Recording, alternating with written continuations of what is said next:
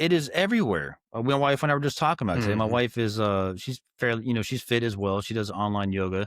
No, but it's everywhere. You walk out in society. I mean, majority of people are overweight, unhealthy.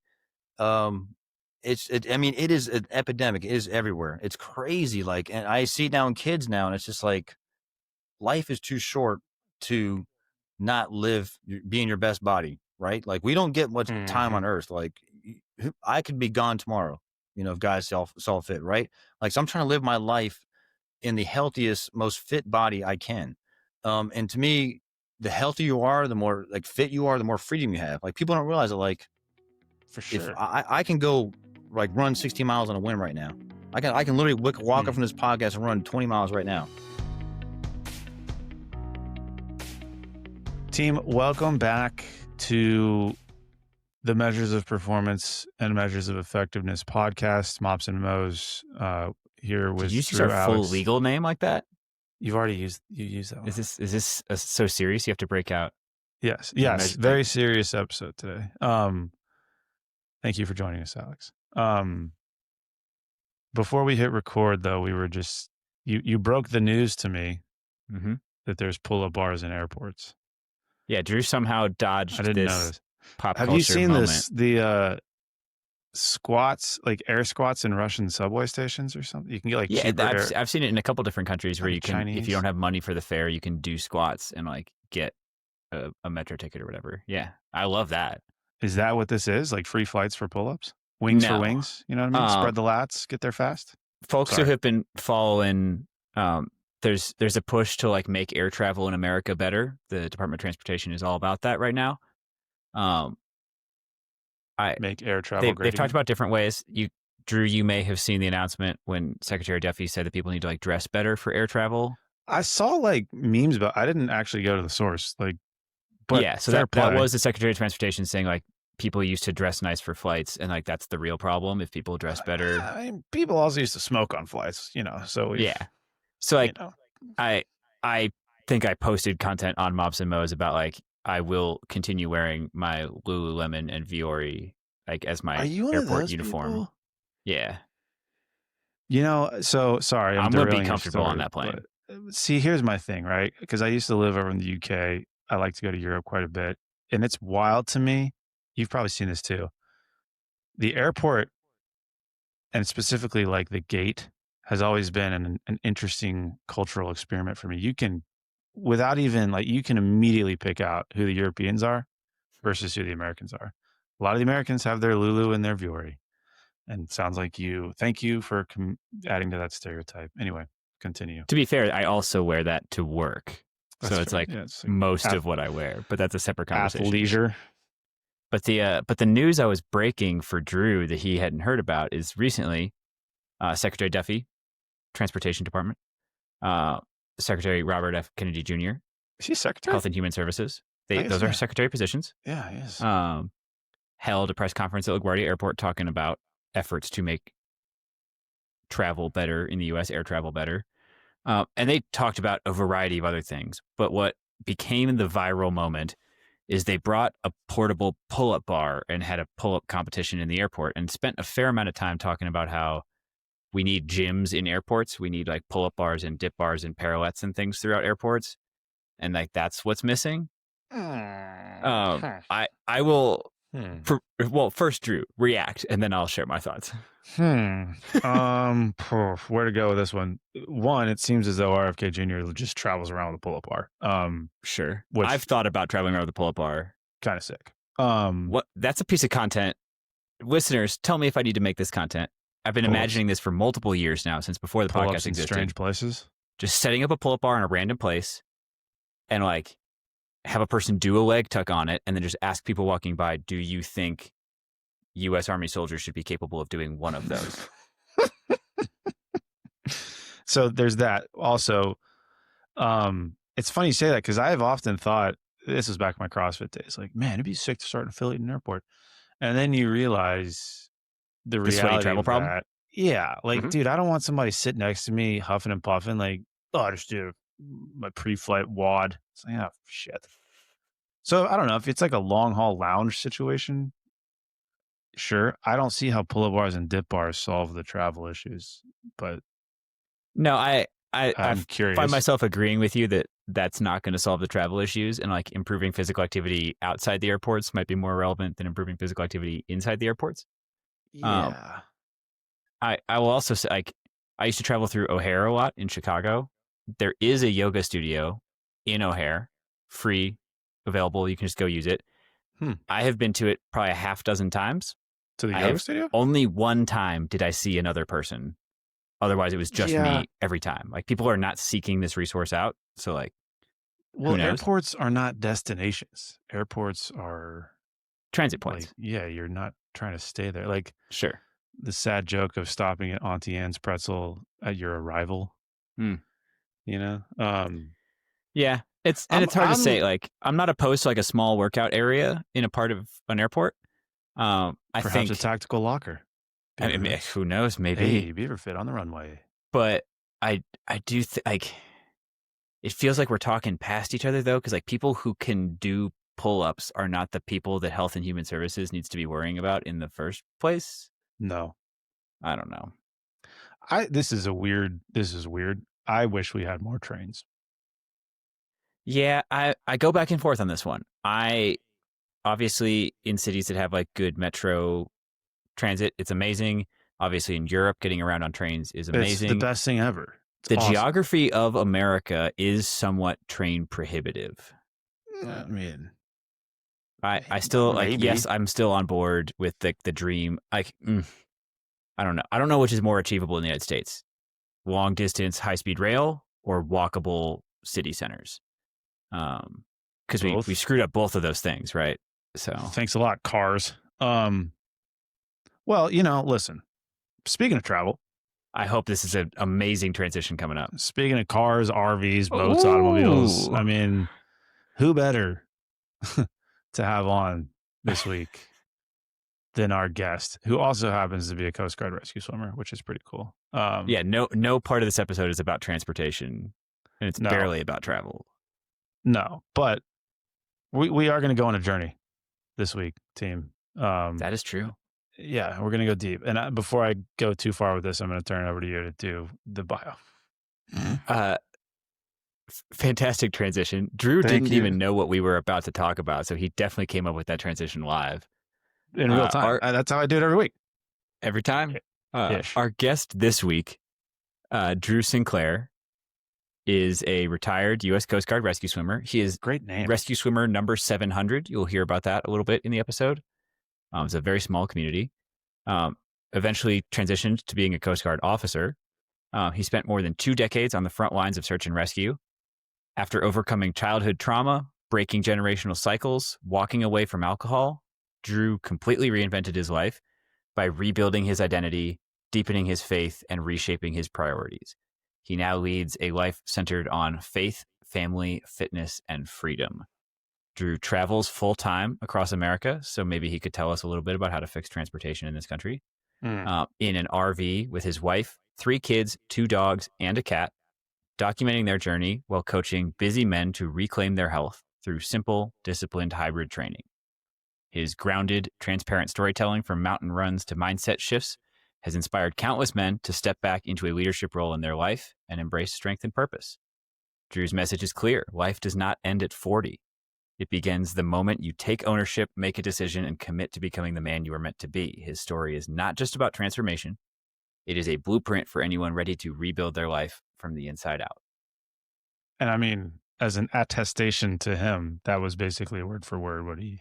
I don't normally read the bios our guests give to it. I ask our guests for their bios, and then I edit and modify and play with it a little bit. Drew, that was a great bio. I kept it as you wrote it. It's worth noting, by the way, his full name's Andrew, team. Mm-hmm. He's chosen to go by Drew. I am just Drew. My name is not Andrew. So just want to make that clear at the beginning. You adopted the Drew. Yeah, I was born in it. I was raised. You adopted the Drew. So yeah, there's that. He could kill me, so I'm not gonna. Yeah, listen. What you guys are about to hear is a little bit different, I think, from our normal conversation insofar as the main not the main reason, but one of the reasons we reached out to Drew was because we came across, like, I literally stumbled onto his Facebook post. He was being incredibly vulnerable in a public setting, which I always find very, commendable. And he carried that right into this conversation. So we spend sort of the first half touching on the rescue swimmer stuff, because that is a community that not a whole lot of people know about, but it's like wild, um, just insane scenes. And as just a real quick plug, we don't spend a ton of time talking about many of his rescues, but there are other podcasts he has been on where he dives deeper. That's a horrible pun, but he dives deeper into those. I would encourage people, especially his very first rescue, which is wild. It involves a SUV going off a bridge in Charleston. Anyway, so we spend some time talking about that, and then we transition into what I think makes him the most human, which is struggles with alcohol, struggles with identity, faith, transformation, all the things you just mentioned in the bio. And to me, I think we've had a lot of awesome conversations with a lot of awesome people. Sometimes that just gets kind of wrapped up in like fitness and health and whatever. This week felt distinctively to me like just talking to a human, which I thought was really cool. And that might sound cheesy right now, but I promise when you finish this one out, hopefully that makes sense. Phenomenal dude, and super willing. We've said this, we'll say this again during the episode, but super willing to connect with any and all people in our audience. So if something resonates with you guys when you listen to this, he's very accessible. You can get to him through us, you can get to him through him, but hopefully this hits home with more than a few people. And you'll hear this again in the closer. If you heard that intro and you listen to this episode, it's not like some of our other episodes. We're not really talking to him about his hybrid training methods and things like that. But if that is the kind of like basic gym bro content you were looking for, he has plenty of that too. Yeah, he's ripped. So I will give him some grief for the closer question about the gym equipment on the island. His answer was basically to have a full gym, which was unsatisfactory, and he changed it. So I couldn't let you slide on that one, Drew. But anyway, yeah, enjoy, do pull-ups in the airport, and yeah, that's all I got. Enjoy. I know when you and I spoke the other day, I think I referenced Ashton Kutcher. Of course, everybody does. With and I even dropped that reference in the notes document that I'm looking at. But then I realized, like, a lot of people may not even know, one, who Ashton Kutcher is, but then two, what that movie even is. And I say all that to basically ask this question of, like, can you explain what Coast Guard rescue swimmers do? Sure. All right. So that movie actually came out when I was in helicopter rescue swimmer school. So I had about 1 month left. And at the time, the school has changed since I went through. I went through in 2006. It was 5 months long. So extremely strenuous school. A lot of folks don't know. A lot of folks look at the Coast Guard, and it's easy to make fun of us, right? We're the Coast Guard. We get all the nicknames like puddle jumpers, this, that. They don't deploy to combat, right? All this stuff. And they are right? And we are easy to make fun of. A lot of people don't even realize we're part of the military. So just because we don't fall under the Department of Now War, we're under DHS. But Coast Guard's awesome, though. And within the Coast Guard, you do have helicopter rescue swimmers. So I did that the first roughly 9 years of my career on the enlisted side. And on average, there's roughly 325 of us in the Coast Guard. Kind of fluctuates a little bit, active duty ones. So not many of us. And the Coast Guard is small as a whole, about 41,000 total. So we are small, but within that, there's a small contingent of, helicopter rescue swimmers. And our job is to be, stationed at an air station. And if the search and rescue alarm, the SAR alarm goes off, we get on our helo with the flight mech, 2 pilots, and go execute whatever case, it is out there. But again, the school, you have to be in extremely good shape. And the thing about it, a lot of folks don't understand is, or just don't realize with it, has a 75 to 80% attrition rate. So very, very high failure rate. Extremely, extremely hard.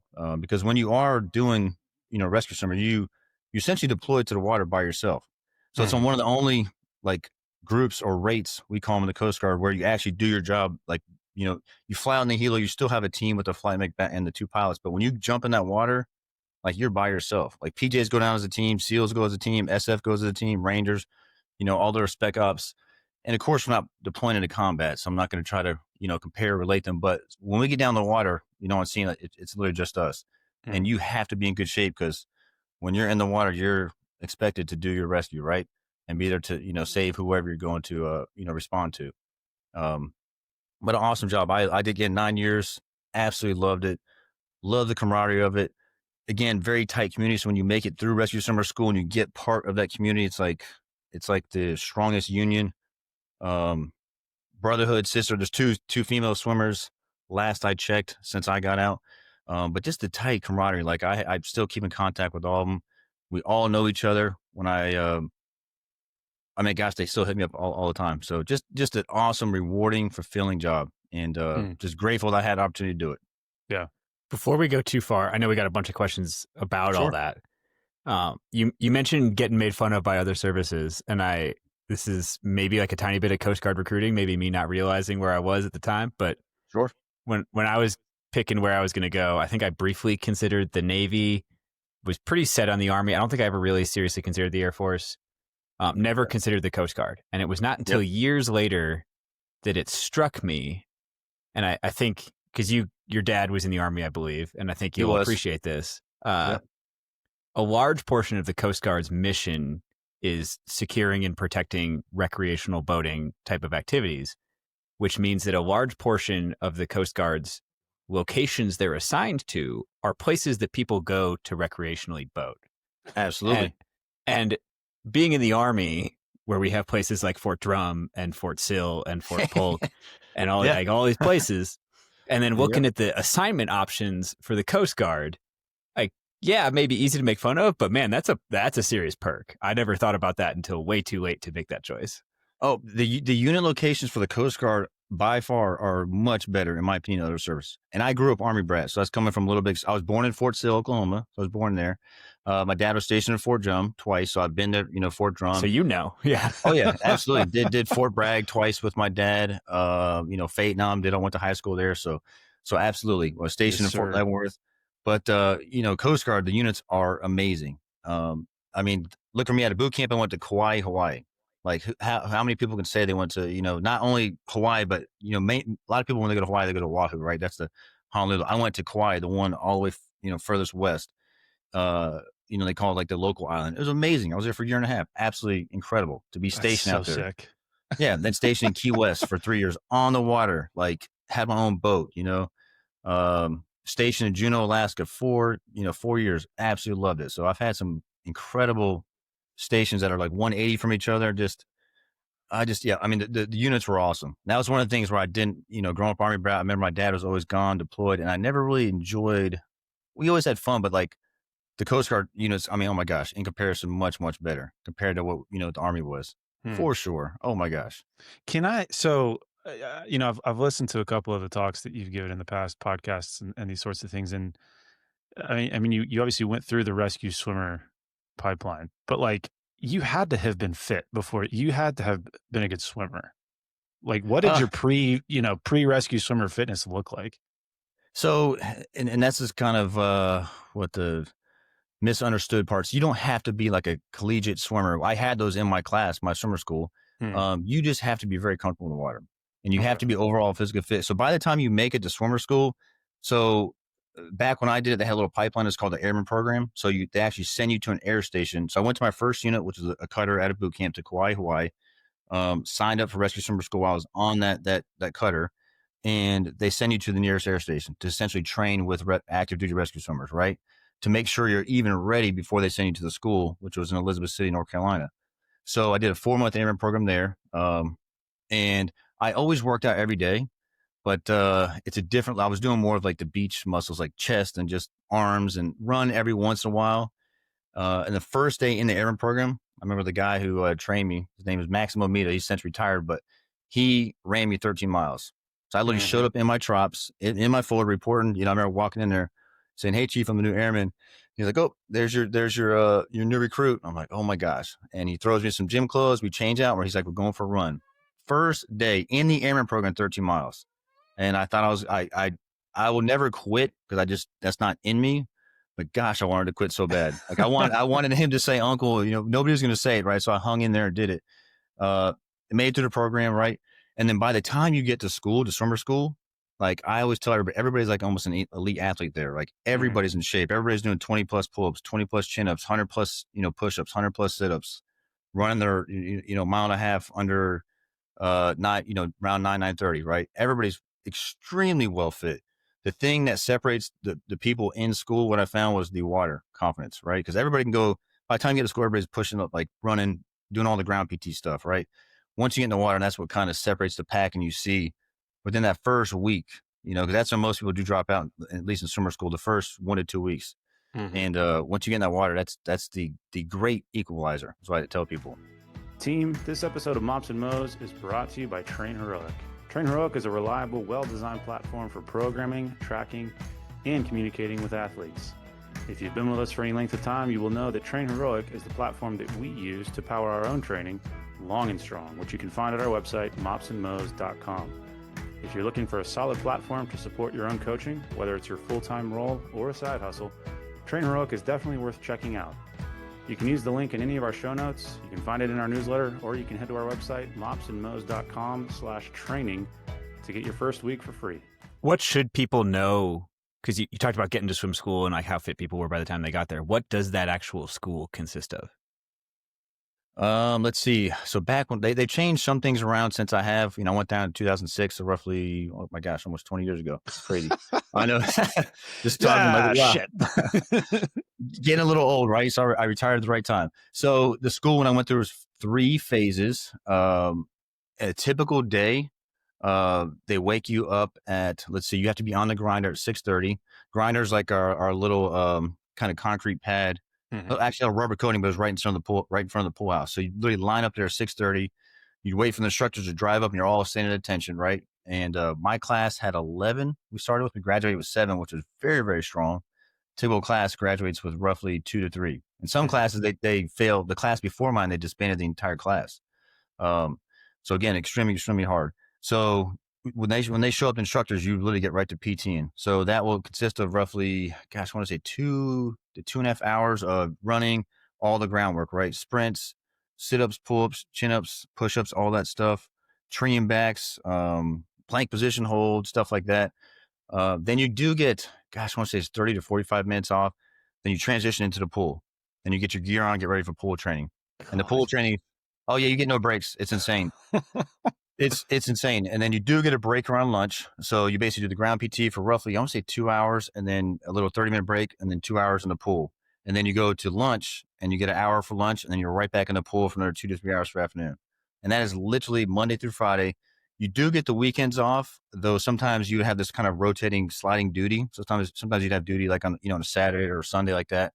And then sometimes they'd wake you up at like 2 or 3 in the morning and do certain drills and beat the crap out of you and scare you and all that stuff. And yeah, we had a mini, it's not, I don't not call it like a hell week like buds do, but it was a mini 2-day thing where we had to swim to an island out in the Pasco tank and stay the night there for 2 nights. And yeah, so it's like our version of hell. Yeah. And kill a chicken to survive. How far of a swim is that? I want to say it was 2 miles because there's a mile there. It's cold, right? Yeah. And you swim out into the Pasco Tank River, which is extremely dirty and brown, nasty water, right? You swim out there. They basically wake you up at 2 that morning. If I remember correctly, they beat us all. We're all, out of it because we're sleeping. They come in there yelling, banging everything, bullhorns. They take you out in front of the grinder, beat you for a couple hours, and then they give you your gear and like, all right, swim out and turn to the right and find the island. And you basically make it to the island. Yeah. And we had 2 teams of 4, one team of 3, one of 4 at a time. And then you get there and you answer some questions, but you're all tired and exhausted, and just so fatigued, right? And I think our team won, so we got to pick first, and then we get to pick the biggest chicken. And then it sounds funny, but you're all so hungry, right? Because you didn't have any food or anything. So they give 1 chicken per a team, and it was on a stake, and it's running around in a circle, and you have to essentially go catch the chicken and kill it and cook it. And it's so sick. It was all actually, but it sounds primal, but when you're in that moment, you're so hungry and so fatigued, right? Because you're just getting beat all day, and you're just like, I will eat anything that they give me. And we just boiled it in this big pot they gave us and plucked the feathers and ate plain chicken for that night, Dude. But great experience. I look back and I'm like, wow, that was fun, Can I ask? So, and I don't necessarily want to go down the rabbit hole of like X's and O's with programming, but I am curious, given that we have, a rescue swimmer on here, Sure. so many conversations around training for these really niche elite teams.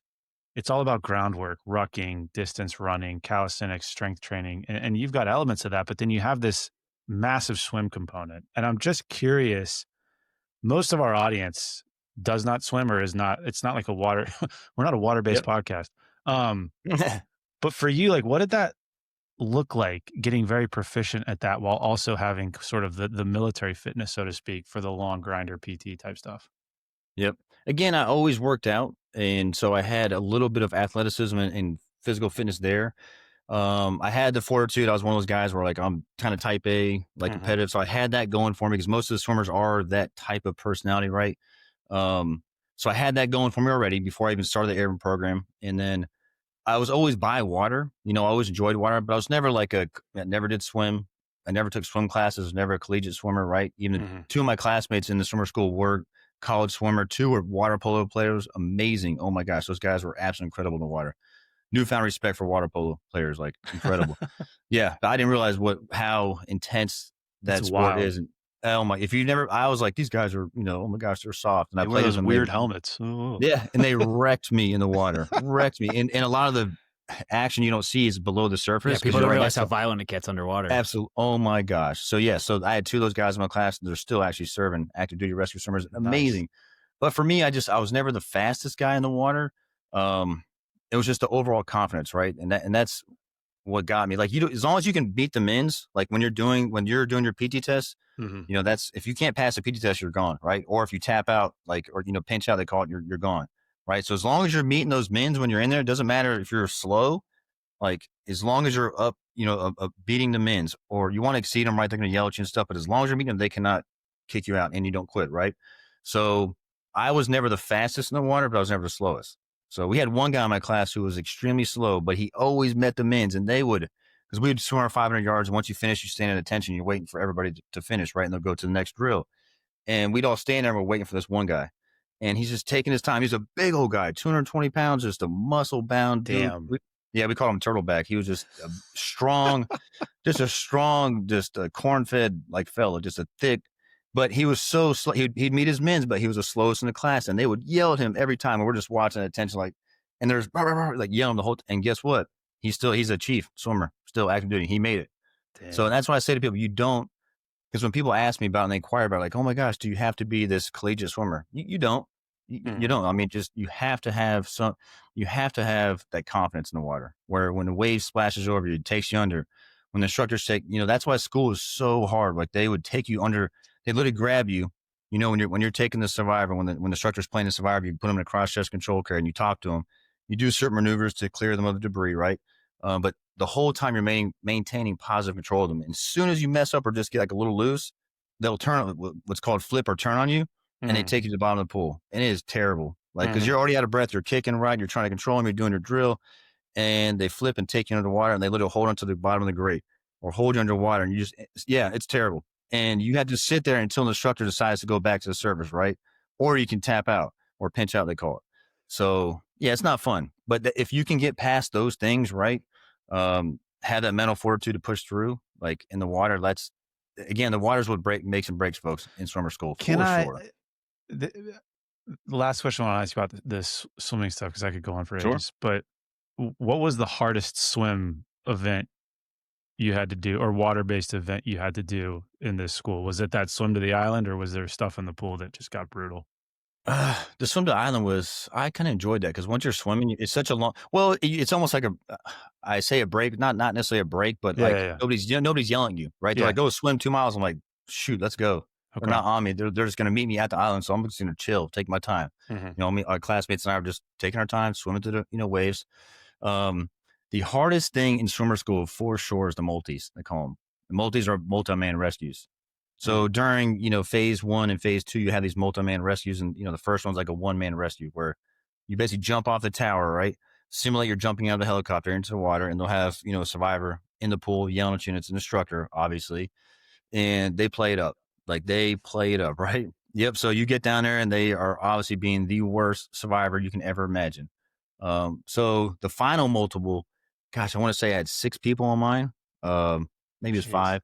Yeah. So it's actually almost all the instructors are in the pool, and you try to see how many you can get through. And I believe it was 10 or 15 minutes, but it is the most is the most terrible time of your life because they're all beating. I remember for mine. I remember I did the free fall to the tower. Right, you pop up, give your symbol, I'm okay, which is kind of like a high five in the air. Mm-hmm. That symbol's I'm okay, and then you essentially swim off to the first survivor. As soon as I popped up, there's a guy underneath the tower. Boom, hits me from the back.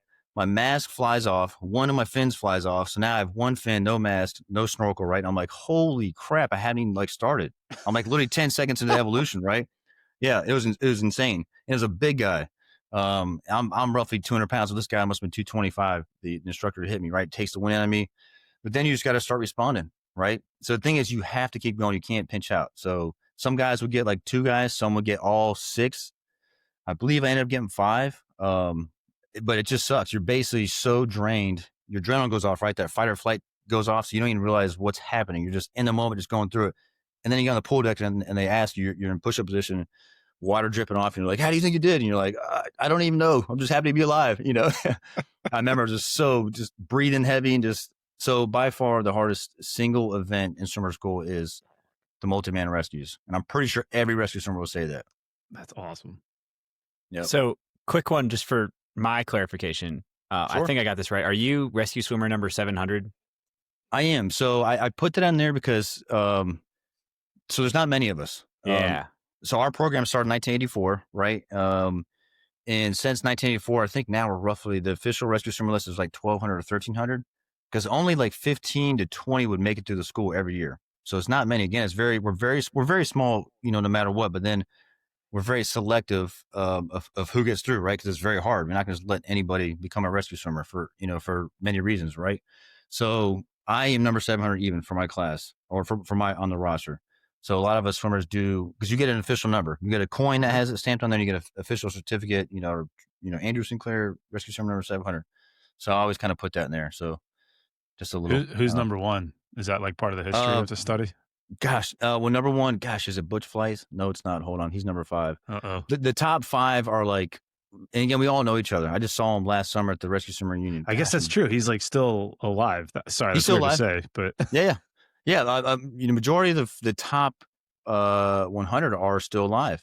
That's right. Yeah, God, I'm drawing a blank on the first guy. Now I'm gonna get Google tells me it's Stephen Ober. There it is. There you go. Yep, Stephen Ober. But that's pretty wild. That one, your total community ever is roughly the size of a single army battalion. And the very first guys are still around. It's to me, it's absolutely incredible. I didn't realize how cool what we were doing until I kind of got away from the swimmer world and went officer, and then I started realizing, I was like, because when you're in that world, I'm around a bunch of people like me, type A, that want to work out, super competitive, we're training, we're running, we're doing everything. We play hard, we work hard, and then I left it. I kind of went to the regular Coast Guard as an officer, and I loved it, but it wasn't the same. And I didn't realize, I was like, damn, what we were doing was some real stuff, I didn't realize how dangerous it was at the time. I was younger, right? I'm adrenaline junkie. I'm like, this is jumping out of helicopters, flying at night. And then I got away from that. Started talking to other guys from other services, and they're like, dude, you do that? That's insane. I'm like, damn, I guess it is pretty crazy. I'm like, okay, and, no, again, just grateful for even to have the opportunity to do that. I look back, I'm like, the things I did in my whole career were just absolutely incredible. Yeah, I'll throw it in the show notes. It's kind of cool. I just found it as we were talking, but there is a website where you can go and look at the full roster. Yeah, absolutely. That's so cool. I mean, I guess so helicopters haven't been functional for that long, so it makes sense in a way. But yeah, the program started in 1984. I'm trying to think of the vessel that it was. The Marine Electric went down off the coast of Virginia, and Coast Guard responded. I believe it was Coast Guard and Navy, but all we had were, we lowered baskets, right? Mm-hmm. We saw they basically got on scene. They were, hovering through the storm. They saw survivors floating in the water, and they lowered baskets, and the survivors were hypothermic, and they couldn't get in, right? They're just kind of sitting there frozen. So Congress went back and said, hey, we have to do something about this, right? So that's when they established the Rescue Swimmer program in the Coast Guard. That makes a lot of sense. Yep. And that's because that's our essential job. We get down to the water, we'll, rescue, the survivors, put them in the basket. But every case is so, and it's crazy too, because every case I ever had is different than the next. Like there's no two that are like. Let's another one of those things I absolutely loved about the job. Like every single case was different from the next, and I Well, always loved. hold on, let me interrupt Yeah, you because I want to yeah, ask you. Well, first and foremost, we'll have links in the show notes to the other episodes you've been on where you probably get into a lot more depth with these cases. But I want to know, what was your favorite? Like, what stands out to you as like, that was freaking cool. This, whatever. I'll let you choose, but like, sure. So my take us favorite there. case, okay. Gosh, I had so many good ones. Oh, it's hard to say because I learned from every single one. Like, if all 700, 1,300 you guys are sitting in a bar hanging out, what's your like, guys, check Oh, which one this, to tell? this one. Oh my gosh. Well, it's different when you talk to the the fellows. I call them the homies That's because fair. we'll talk about anything and everything. I guess for the audience here, because I've had dead people. Right? I've seen some pretty gnarly stuff. Done CPR on people as they're dying.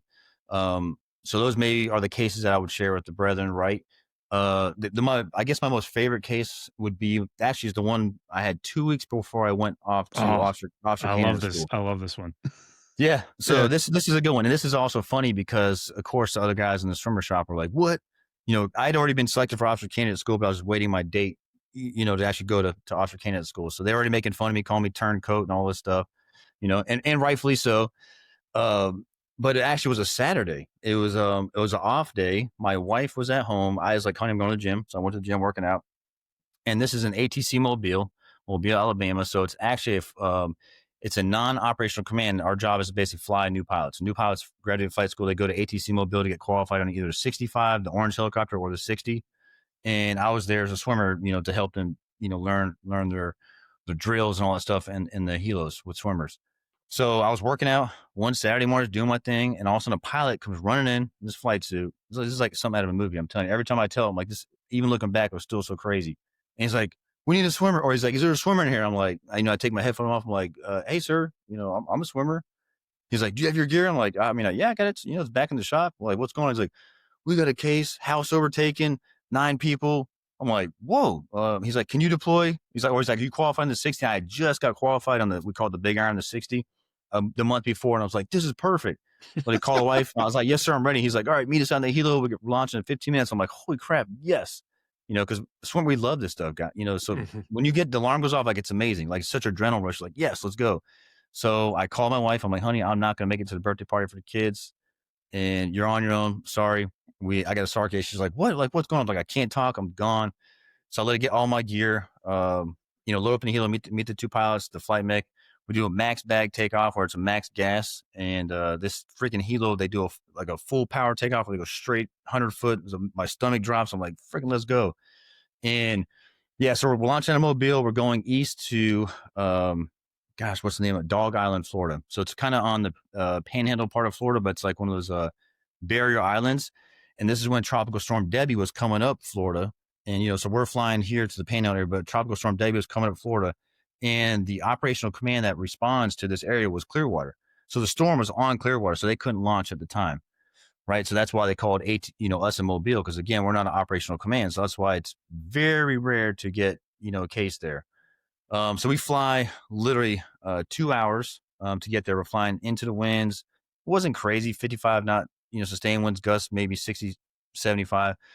Get on scene, and it's basically a house, the stilt houses on this barrier island, and it's surrounded by water. So the storm surge is basically overtaking the roadway, the driveway underneath, the stairways like kind of blocked out or knocked out. And I see a back deck, and they're like, okay, and usually when on cases like this, it's a full, both pilots, flight mech, everybody in the swimmer, we all talk about it. We say, hey, what do you think? So they turn back, hey, Drew, what do you think? And I'm like, hey, I see the deck, down there. It looks like I could do a direct deployment to it, right? Where you stay on the hook, they drop you down on the hook, and I disconnect and I get an okay. So when they kind of back off, right?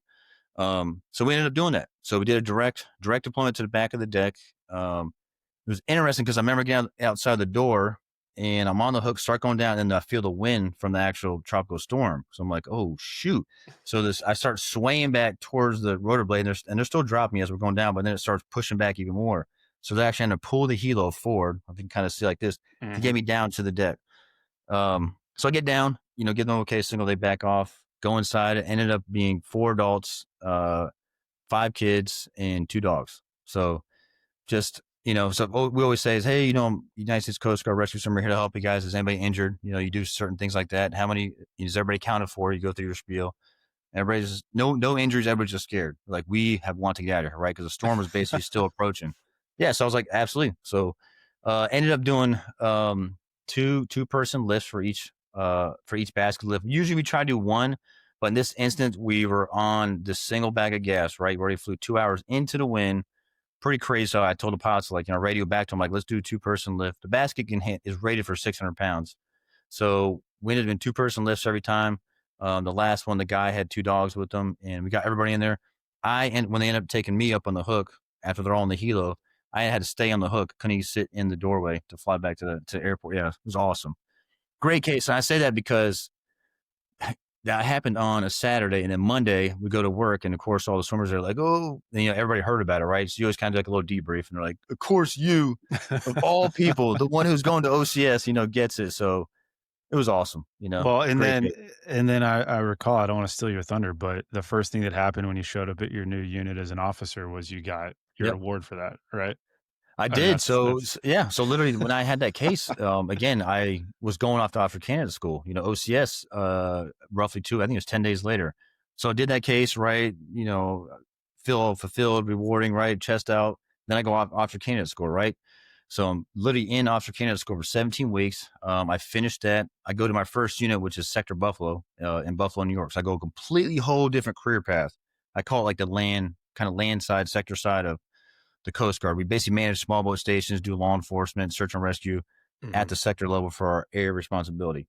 So I go there, and usually in the Coast Guard at units every month, they do like an all hands, right? Where we just go over stuff to address awards, just talk about safety issues, general mandated training, things to address the whole crew. And it's usually the commanding officer or CO does that.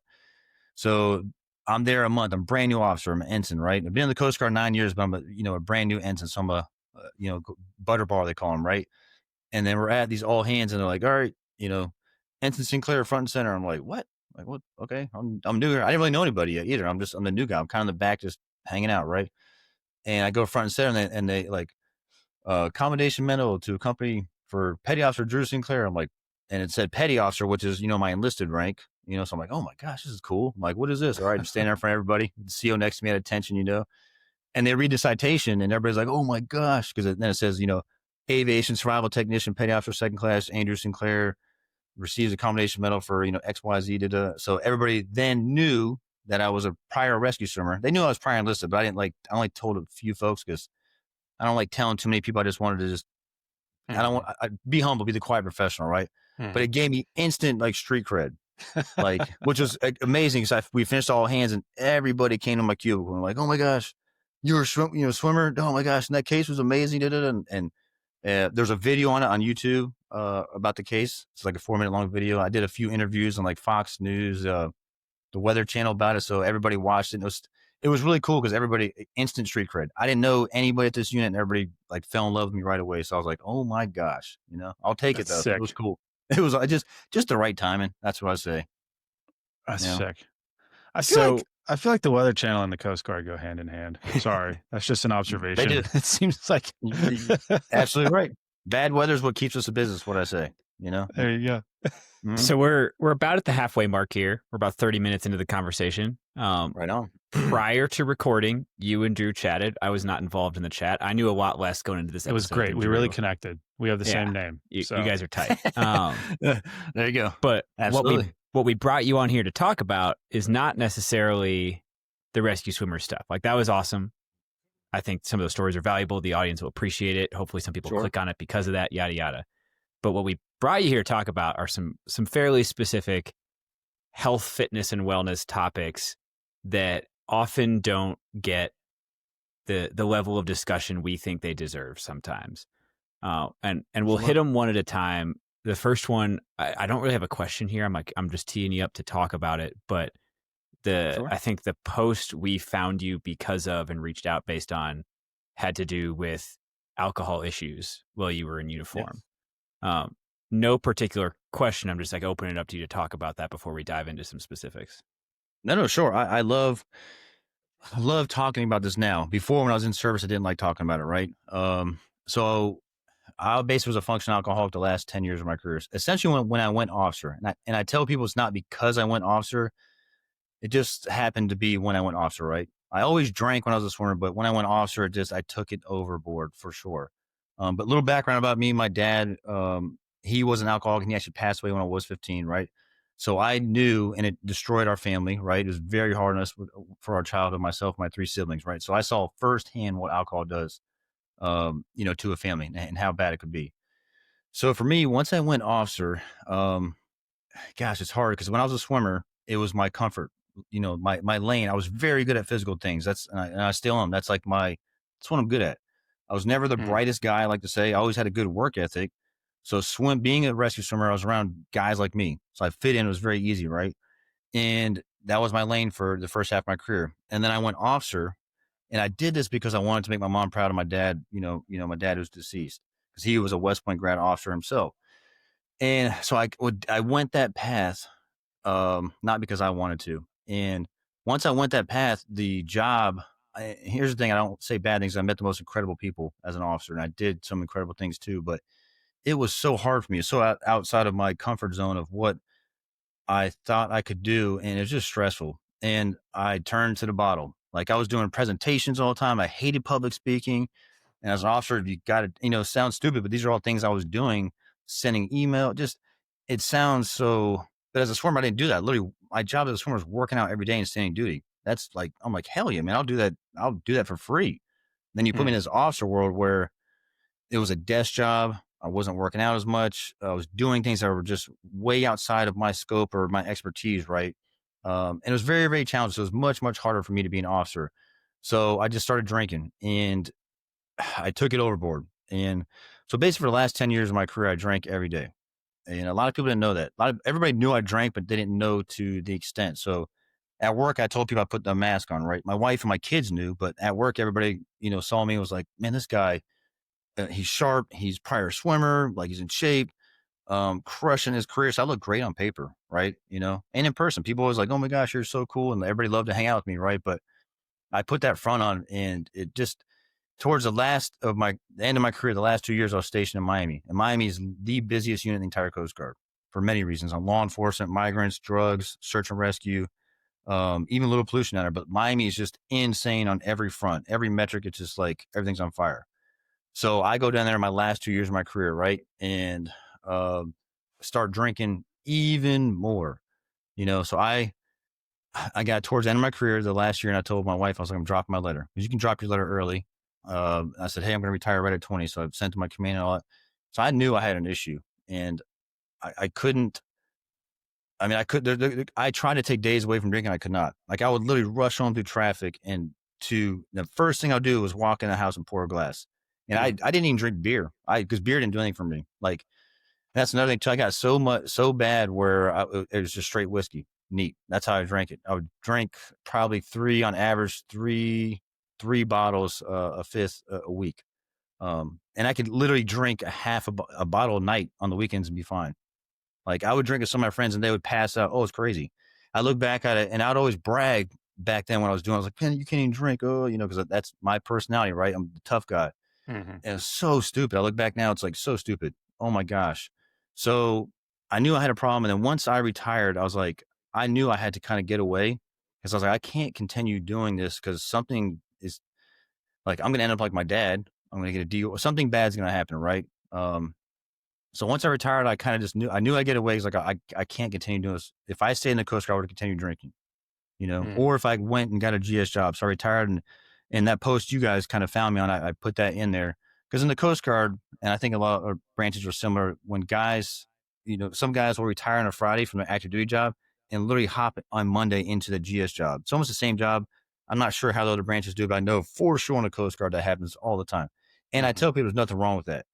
But for me, I was like, I can't do 20 years of my career, this awesome career I had, all his experiences, adventures. But then I went, turned an alcoholic. I can't just retire on a Friday and then go right to the house. Like there has to be something more for me. So I wanted something so different. Um, so I retired right at 20 and we're laid off the pension. And my wife and I, moved into an RV, traveling full time. We're still doing it right now with my wife, 3 kids, 2 dogs, and a cat. It sounds wild, but I said I am willing to do whatever to stop what I'm doing. I needed to get away. I needed to get away from everybody. It's not the people, it's all on me. But I knew I did not have the strength if I would have stayed in the Coast Guard or went the GS world. If I went GS, I would have continued drinking. I'm Yeah. 100% convinced of that. And So, now, oh, go um, ahead. I'm curious. We're going to catch up to like what life today is, because I think it's very Sure. different for you today than it was a few years ago. But Absolutely. just getting after the drinking culture, I don't know that much about the Coast Guard.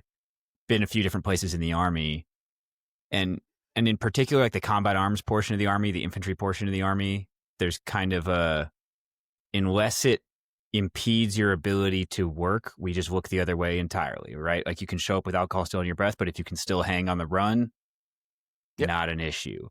I'm wondering what the culture was around that in the Coast Guard. Were you hiding it from people? Did people kind of know? Was it just not talked about? People did. There's one guy who did, so I confided to him, and he was, I think he was similar. We were cut from the same cloth. He and I were both functional alcoholics. So, but everybody at work didn't really know how much I was drinking.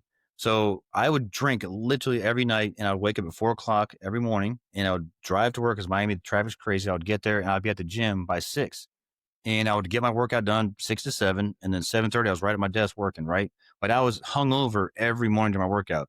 And a few guys during the gym would say things like, "Hey, sir, your eyes are like, you look super puffy," and like, "Oh, it's whatever." I had a SAR case. I was, running last night, and for the command center. And I'd always say something, right? But that's the thing. I was so good at my job that I was able to hide that, and that's what I don't.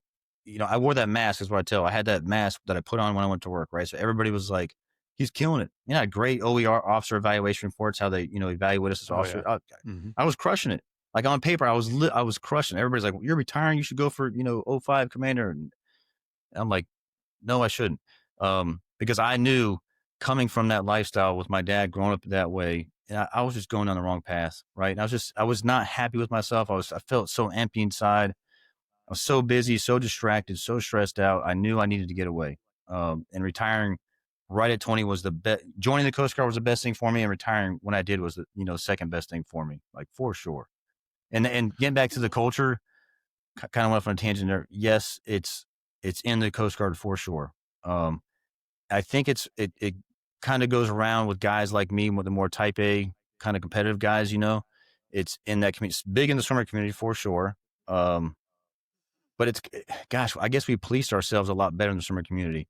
When I went to the regular part of the Coast Guard, it's it's big. I mean, it's. I guess it's evenly dispersed in the other parts of the Coast Guard. A little more, I guess, in the swimmer world, but it doesn't happen in the Coast Guard as a whole for sure. And I think all the branches, it's by far and large like alcohol. It's just so normalized, and I know I see that now being on the other side of being sober, and it's just like I step back now, being I'm going 11 plus months sober. I'm like, it's insane that how society has normalized. Like you go to breakfast and they're like, oh, here's mimosa. Do you want like.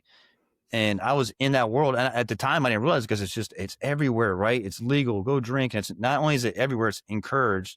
And I was one of those guys encouraged. I used to encourage my jails, like, oh, come, drink. I wouldn't even go to morale events if they wouldn't serve alcohol. Like I was that guy. I'm like, dude, I'm not going to morale event with, for work if they're not like they're boring.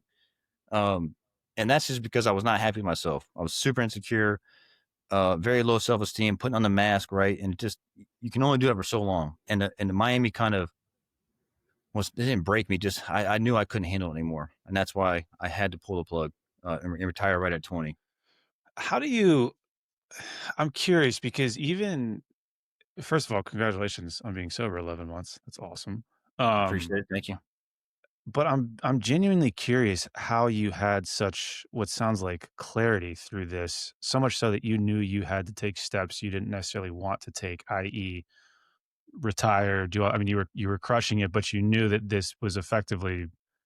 I mean, if it's not too much to say, like it was effectively killing you, but you had that clarity to know you needed to make a change. I feel like a lot of people in that situation don't or are in denial, Yeah. and I'm just interested. What about you allowed you to see that? And is there anything in there that other folks could like cling on to for the same kind of hope, I Yeah. guess, if that makes sense?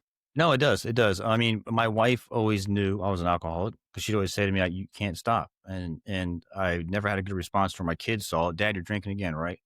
Um, but Mm, the thing that worked for me was towards the end. Gosh, it was December. Actually, December last year, I came back. I was retired, and I hung out with my friends who I hadn't seen since I retired. So I retired in May of 2024. I came back after RVing up and down to Maine and back to Florida, and I hung out with my friends, and we got plastered. And my wife poured out all my whiskey at night. Told my friends to go home, and I'm like, gosh, like that next morning, because I would drink. I would never like black out. That's the thing. I could drink forever. I'd never black out, but I would have faint memories of what happened last night. So the next morning, I'm like, well, what? Did I do something stupid? And she's like, of course you did. You guys were all yelling in the in the cul-de-sac of the RVs. I had to tell your friends to go home. Poured out all your whiskey. I'm like, what? So that was like the last straw, and that was December 15th, I believe, last year, 19th, whatever. It was towards the end of the year. And I was like, this is just getting so far out of hand. So I knew for me, the first step once and I knew I drank every day. I always knew I had a problem, but that was like, I'm like, what am I doing? I'm retired with my wife and my kids and I'm getting plastered every night. Like, what am I doing? I'm 43 years old. Like, what is going on? So I said, I got to take ownership. I looked at myself in the mirror. I remember mm, walking. I was like, I didn't like my body. I wasn't in the shape I am in now. And I literally, I stood in the mirror. I'm like, I don't like what I see here. I don't like how I feel. I don't like how I look, but I own all of this. Like, this is me. There's nobody else to blame. Nobody's making me drink. It's me doing it. Yes, I was stressed out, but it's an excuse, right? I was hiding behind that. I always hide behind my dad was an alcoholic, so I'm justified in my drinking because I had a hard life, right? Woe is me. Um, I owned everything. I was like, everybody's got a story to tell. Yours is no better than mine. Mine's no better than you. And I owned my crap. I became vulnerable, and I was like, I'm starting January 1st, like going sober. Told my wife, I was like, I'm just gonna take it one day at a time to see how far I can get because I knew I could not. And the thing was, I had that firsthand experience growing up in an alcohol household, right? Myself, my mhm, siblings with my dad. So I think that, I have those memories and the wounds still from that, right? Of not having a dad. And I was like, I cannot do that for my kids. Like, I have to break this cycle. So I think the first thing is owning everything, making a decision, and then commit to it. And then you literally execute. So for me, I took it day by day. And it was hard. The first couple of days, I'm like, this is extremely hard. Like, ooh, but I was like, I got to do it. And it became a week. A week became a month. And now, here I'm 11 months later. And, it's so many things happened in that time when I got rid of alcohol, right? The distractions cleared. The fog in my head went away. And I didn't have it just didn't happen like that. Like, it slowly kind of came on. But then I started like doing introspective thinking. And I mm. realized what alcohol did for me, it literally stunted my individual development, like the entire time. Like, I never did any deep thinking about anything. I was literally just doing my job. I was very good at my job. I would get hyper focused on it. And I was crushing. If you ask anybody, they were like, dude's a rock star, right? He's going to be freaking admiral or whatever. Like, I was doing very good, but I didn't do any self development. And once I got away from all that, retired, got away from the service, the distraction, stress, got rid of the alcohol. Like, again, I've done a complete 180 my whole life, on how I view things, and I could not do that by drinking. So Mm, the biggest lesson I learned by going sober was like, and I tell people now, and this is part of my social media, why I started my social media. I tell people, like, you're in control of your life. Like, and once I figured out, I was like, like, I'm in control. I'm going to do what I want with the people I want when I want. And it's amazing. And I like going sober taught me that. I was like, dude, I am like literally in control because that bottle was controlling me the whole time. And once I kicked it to the curb, like, I was like, damn, dude, I overcame that. Like, I was proud of myself for the first time. My self-esteem went up, my confidence went up. I became goal-oriented, driven on certain things. I'm like, geez, man, like, I'm in control of my life. Like, life is too short to just drift. And I felt like I was drifting, right? I was getting paid well as an officer doing, but I wasn't doing what I wanted to do. I went officer, again, for my mom and what my dad and other people. And I was like, I'm doing what I want to do now.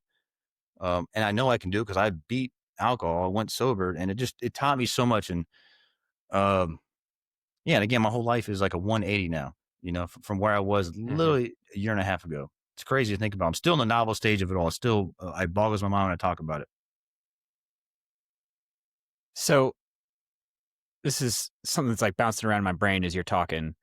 It Sure. it seems like for you in the situation you were in, the thing that needed to change is you had to get out of that situation. You were in an environment where you were kind of on autopilot. The Yep. way you worked was kind of built around that lifestyle. I know there are people out there who are in the Coast Guard or in the military or in whatever their life is that might be dealing with similar issues with alcohol, and they Absolutely. don't have a reset button ready to hit. Like maybe they're stuck in a contract for a while, maybe their family needs them to keep making that paycheck, retirement's too far away. Whatever it is makes them feel stuck in it. What would you say to that person who can't retire and go live in a van and completely change their life? They have to Sure. tackle it like in the here and now.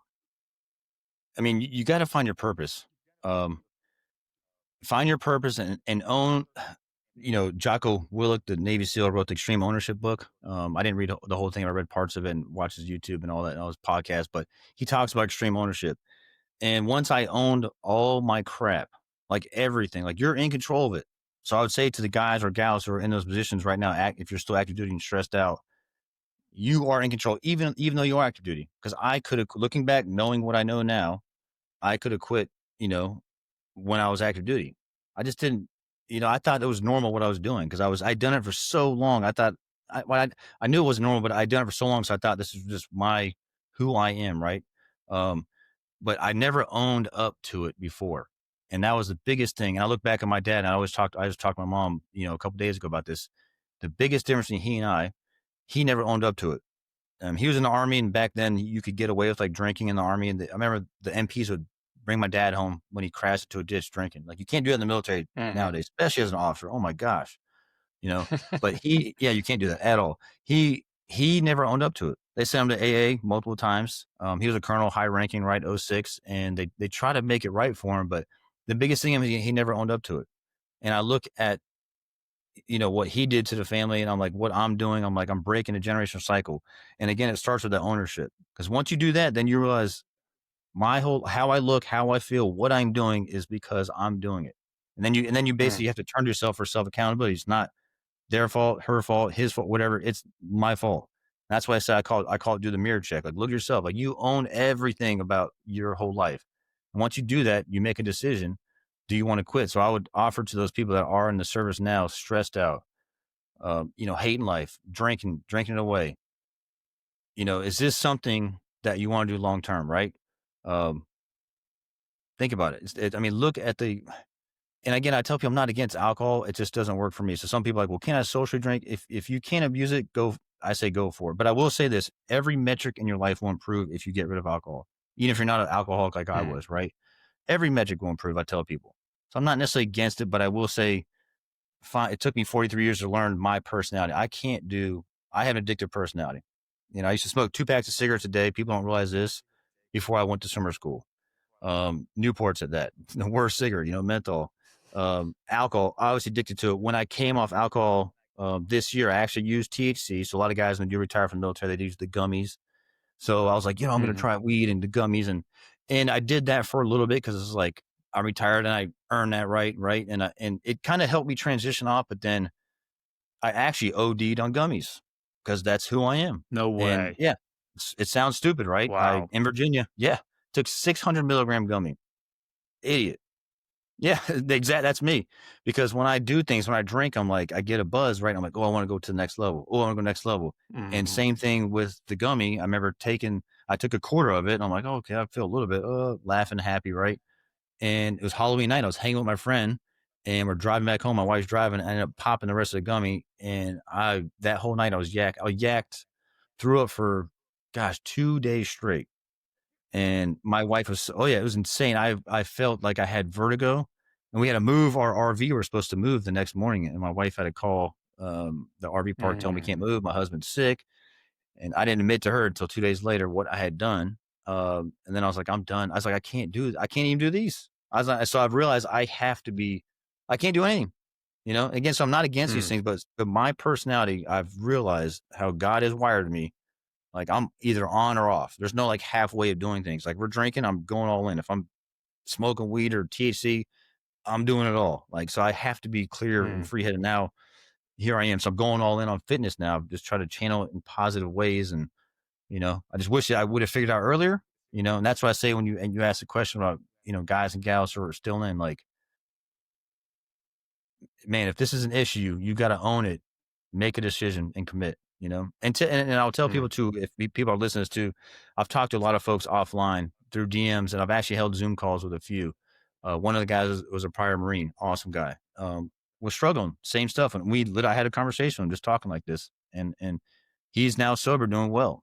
But it made me feel very, very good that I could provide some value, post service, just by me sharing my story, you know, because I tell people I'm not some smart guy. I'm just a guy who literally owned it, made a decision, and committed. That's it.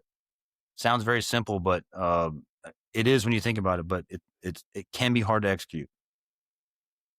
Well, I wanted to ask, and this is kind of the other big rock, I suppose, as part of your story, and that's your faith, and that's been a huge part of. And I'm not going to put words in your mouth, but I know when you and I spoke on the phone, I mentioned to you that a piece of this kind of embedded human performance model, right? Spirituality. And nobody really Sure. knows what it means. We all think we do. We can make up surveys, whatever. Um, for you, it's been faith. And I'm curious, and similar to what Alex did when we started talking about alcohol, just kind of turn it over to you. But Sure. for folks who have a tough time, and I'm making this up as I go, but like a tough time grasping the importance of spirituality, whether that's faith or something else. What has that done for you? How has that helped you? Just like take it from there. Sure. Oh my gosh. So that has helped me tremendously in my life. When my dad died, I was always searching for, I guess, that male figure in my life or something more, right? And I felt very lost. Mm, In the Coast Guard when I was in it, being around the guys, that helped me a little bit. But once I got out and retired, I lost a little bit of that once I hung up the uniform. And the main thing was, once I got sober, I started to get, clear headed, right? And doing that deep dive and thinking of what do I really want out of life? Where do I want to go? What's my purpose, right? And a little context before I get too far. I'm the guy for my entire life. I used to tell people I don't believe in God. I used to turn people away because I'm like, it's not, science. It's not black and white. How can you prove it? How can you prove faith? So I would always tell people. mhm, And I always turn people away from it. Right. And I was like, cool. If that's you, if you believe in God, cool. But like, I don't, right. I'm science, guy. And then I went sober and I started just doing this thinking, and I started looking at how my life was, and God started putting things happen, in my life around me, that before, when I was drinking, I didn't realize, he was always there, but he was there for me, but I was not there for him. And it mm, was definitely the alcohol that clouded that vision. But now when I look back on it, like my daughter, Rowan, my oldest daughter, who's now 13, when she was 4, she'd always ask me, Dad, do you believe in God? I'm like, I said, no, Rowan. I said, but some people do, and that's okay. And they're not bad people, but Daddy doesn't believe in God. She's like, well, I do. I'm like, hmm. geez. Yeah. So I'm like, where the heck's that come from? Right. Yeah. At the time, seriously, I mean, I ask myself now, I'm like, what a freaking arrogant person I was to, Mm, uh, dismiss it so quickly and nonchalantly. Right. And then a very powerful thing happened to me last year. And I haven't told the story to anyone. Well, my wife and, a few close folks, but so we're in Moody Beach, Maine, in our RV. This was, August, September last year. So we're roughly 4 or 5 months into our journey doing, I'm retired, right? We're traveling up the, East Coast, up to Maine from Florida.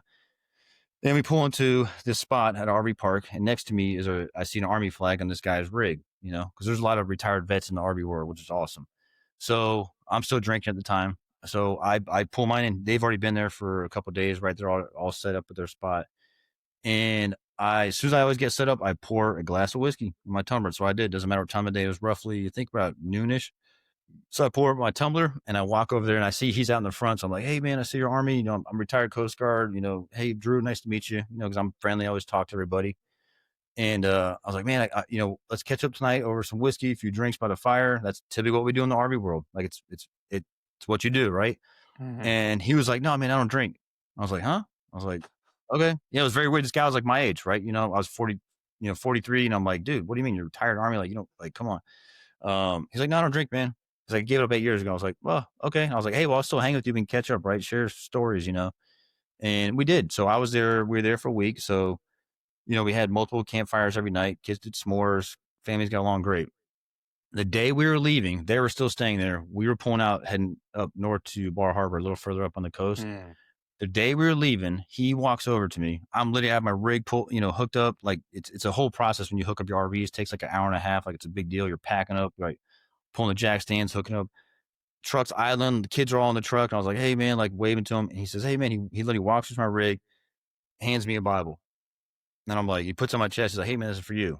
And it's a beautiful Bible, leather bound. I'm like, every time you can't tell, but I got chill bumps every time I tell the story because um, it's to me, it's amazing. That's the way God works, like incredible ways. Like at the time, I was still drinking, so I didn't even realize it. And I started reading that Bible in March this year.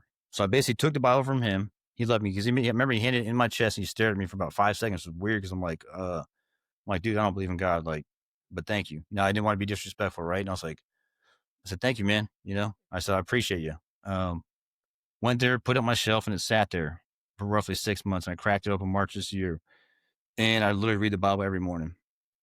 But I look at that at the time, I didn't realize how powerful it was. I look back and I'm like, there's so many signs where he was there. I was turning away from it, right? Drinking, was not wanting to accept it, right?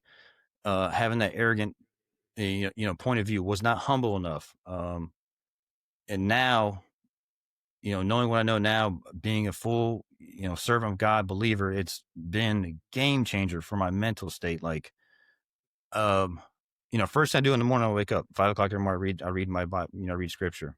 That's my time where I can have it with him before all the distractions of just life, being a busy dad of 3, comes into play. And I look forward to it every day because there's so much, what's the word, like temptation out in the world, right? Especially in social media. My gosh, there's just everywhere you go. As soon as you step outside the house, there's temptation, just things that want to pull you, evil things, temptation, right? And I feel like when I read scripture, it pulls me in every morning and it just grounds me. And I love doing it. And I'm telling you guys, to me, it's incredible because I was a guy who turned everybody away. And I came to this organically. Nobody pushed me to it. Like, I did this all on my own. And again, I was sober. That's what helped me get here. Because before, when I was drinking drunk the whole time, again, I was never doing that deep dive thinking I was talking about earlier. And once I became sober, I started seeing all these signs. And then, fast forward today, going 11 plus months sober, reading my Bible every day, firm faith believer. Looking forward to getting baptized. All 3 of my kids want to get baptized. We all believe in God, right? And it just, I feel I have purpose in life now. I feel grateful. And I even told my mom this other day, she's like, what do you mean you never felt grateful before? You found your faith. And I was like, Mom, I felt grateful, but there's a different level when you realize how God created everything and made me who I am. And he sees fit for me to live every day on this earth, to take a breath, to have my beautiful wife, my 3 kids, right? I'm retired. I'm 43 years old, retired. Like I don't have to go to work. I will do something at some point, but I mean, I look at all the experiences I went through, the near life and death situations in the Coast Guard. I mean, I had many cases. So it's like all these things. I'm like, I am a lucky fella, very blessed. So extremely grateful. And it's just a different level of gratefulness. So when I read the Bible, it makes me feel grateful. And I love, because to me, being grateful is such a good feeling. And to start every day that way, I wish everybody could start that way. So I love sharing that part of my story because, again, the people that knew me, even my family, my siblings are like, dude, is this you for real? Like, because I'm telling you, if you knew me a year and a half ago, drinking, again, I'm telling you, a complete 180. And that's what I mean, you could, and that's with the post that you guys found me, I put out and I said, I think the first line was like, let's normalize, veterans who serve their country completely changing their life when they get out, right? Because there's so much pressure on us to just hop into the world, or back into the workforce and just continue on, right? And you don't get time to do that self-reflection and figure out what you really want in a life. And I needed to do that. And again, I changed my whole life. I'm still the same person. Like I still have my same friends I'm going to see, but I don't drink. I read my Bible, I read my scripture. I'm a firm believer. Um, I work out every day. I am consistent with my nutrition. I have a beautiful family. I'm just a very grateful person. Live a simple life now. This is like maybe this is a weird question to ask considering you just expounded on it all beautifully. But what does spirituality mean to you? Like, if I asked you to define that, and I'm curious Ooh, because you're so in touch with that side of yourself, and I just well, every time we have anybody on, I'm always curious, like, how do you define spirituality? gosh, that's a good question. Well, you say I'm so in touch, but I Hey, will thank say you. that, but I'm still learning, so spirituality, that just means, um, loving something higher than yourself, realizing there's something bigger than you, realizing, and for me, it's God, Mhm, and it humbles you because he's the creator of all. Like when you do that, before it, it makes the world seem so simple. The world is a beautiful place and it's designed perfect. And I look at it and I'm like, how could I not believe in God? So to me, it's just thinking of something higher, the higher purpose. And for me, it is God.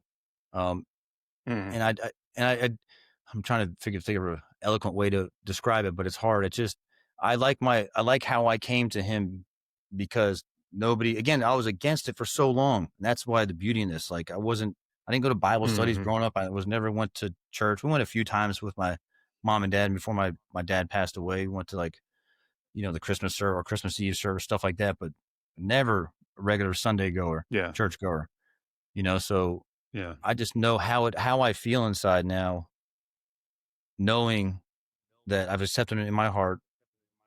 I love my neighbors, love my wife as I love Jesus, right, and love God.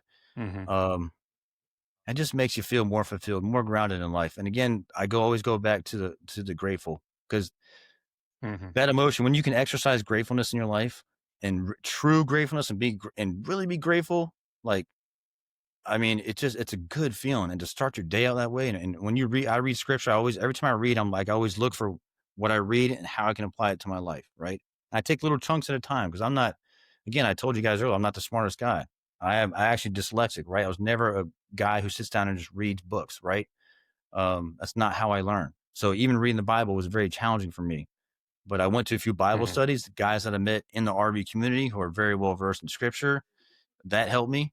Um, and just talking about it with other guys now around me and just sharing my mhm, story. Like even doing my social media, like it's not almost, it has been therapy for me. Like sharing my story, how I went sober, sharing my story, how and I just recently put out how I went, found my faith in there. I was kind of hesitant on that. I was getting a little worried how some would perceive it, but I was like, I'm being me. If you don't like it, swipe away or mhm, unfollow, whatever. Right. I'm just going to just post stuff that is authentically me. And, again, I've gotten so many DMs from folks on the sides, guys just like me, and that's what makes me feel valued and fulfilled. Like I'm like, man, I'm helping people. Mike, it's kind of crazy. Like I was in the Coast Guard, I helped people by saving them, and then I got out and I was like, shoot, I've mhm, kind of lost my purpose. And now I'm like, man, I've helped so many people. Like if I estimate probably about 100 people that I've spoken to, maybe even a little more, through DMs, through phone calls, through Zoom calls, doing this right here and talking about alcohol, talking about finding my faith, and just sharing my story. And to me, I'm like, dude, that's mhm, incredible. Like I feel like God works in mysterious ways that we don't understand. And this is just one of them, right? So I feel like I'm finding my purpose finally. Um, mhm. yeah. That's Sorry, I can talk awesome. about this stuff all day. I can just No, No, go. that's awesome. I have like a serious spirituality question to ask in a second, but I am Sure. slightly worried that people listening to this podcast who have not seen your platform might think that what you post about is like being sober and religion. And I'll tell you, if you guys go check out his page, it's on the surface, He's we'll be also honest, jacked. it's jacked dad stuff. It's hybrid athlete, it's He's also van sexy as life, hell, all right? it's like Well, thank that's you. the real vibe. So like don't worry that it's gonna be real heavy if you're following his page. The weights Well, are heavy too, I think is what we'll say. The weights and the vibes are both heavy. well, what I did with the whole social media, if you guys want me to touch on that, Yeah, yeah, sure. okay. So when I went sober January 1st this year, I was like, you know what? I worked out every day, even when I was drinking, right? That's just how I'm wired, who I am. And January 15th this year, roughly 2 weeks after I went sober, I was like, let me just start filming myself doing my workouts and posting it, right? I used to hate social media. Never had Instagram. My wife was doing it, right? I couldn't stand social media. I call it the teeny boppers do it, right? I'm like, I'm not doing that. And I was like, let me just start filming myself running. I literally just run my camera like this and just thumbs up when I'm running like 8 miles down and do like a motivational post. And I started doing that. And then guys started hitting me up. I was doing my shirt off. I've always been in decent shape. And guys are like, dude, how do you get like that? And they started asking I want questions like, abs. yeah. And it was awesome. So I was like, okay. And then I kept doing it, and I've grown my audience to roughly 7,500, I think now. But so it started out with just the fitness, and then my target audience became busy dads like me. Because a lot of guys in my age, I'm 43, will crush it in their career, kind of as I did, right? And they put their health on the back burner. I still kind of maintained my health by working out every day. But the typical guy in the corporate world, crushes in their career, and then all of a sudden they got the dad bod, they have kids, they're killing it, making all this money, right? To climb the corporate ladder. And then look at themselves and get around 40 and like, dang, like I could do better, right? So my message is everybody can do better, to include me for sure, right? Everybody can improve. We're all at this, a level, but we can always improve, right? So that's kind of my initial message. And then I found my faith as I started doing it, right? And I obviously went sober through all this. So I've intertwined finding, being sober, because that's part of being healthy and fit, right? So that easily intertwines with, and finding your faith gives you that purpose and just overall. So it's like, so now I'm like, faith, family, fitness, and freedom are like kind of my 4 F's that I kind of touch on. Well, let So me add 2 more for you, because I don't know if you've heard sure. this. Dad bod, the opposite, obviously, is father figure, and it sounds like Yep. that's what you're pursuing. So there's 2 more F's for you. There you go. I like that. Boom. Run with that one. Damn, I actually like that. I swear I want to get back to the spirituality thing in a second, but you got me thinking, because you reminded me of something that happens at work. Are you looking at shirtless pictures of him while you're talking to him? I do have his Instagram over here, so I will acknowledge that. That's awesome. But you talked about guys in their 40s who've like kind of put their health, fitness, wellness on the back burner for the sake of their job, for the sake of their family, for whatever it is. And I run into that all the time lately. I work at a military installation, a lot of senior folks here, and I routinely seeing, it's always like, I work in Air Force land now. So it's like senior master sergeants, chief master sergeants, it's lieutenant colonels, it's colonels. It's guys who used to be real fit, got into a really stressful job, stopped really taking care of themselves, and they come to us when it's time to like, they get a retirement date and it's time to start taking care of myself again.